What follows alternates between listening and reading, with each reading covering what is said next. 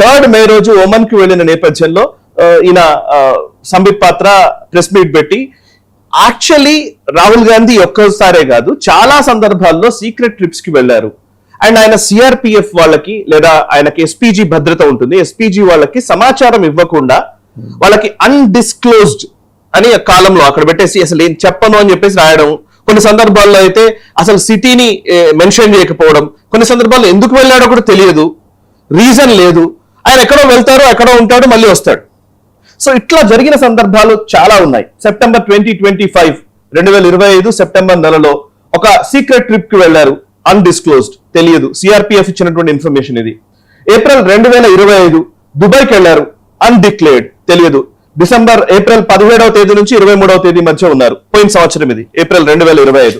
And ఇది కాక మీరు 2024 ఆ సందర్భంలో 23 డిసెంబర్ 24 మధ్య 13 రోజులు ఆల్మోస్ట్ 9th జనవరి వరకు ఆయన డిసెంబర్ 31st కు ముందు డిసెంబర్ లాస్ట్ వీక్ లో వెళ్ళారు, జనవరి ఫస్ట్ వీక్ లో రిటర్న్ వచ్చారు.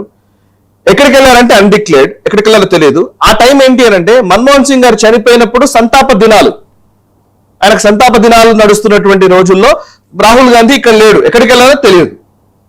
అండ్ ఇంకొక వైపు చూస్తే ఆన్ రికార్డ్ నిజంగా ఎక్కడికి వెళ్ళాలో తెలియని పరిస్థితి.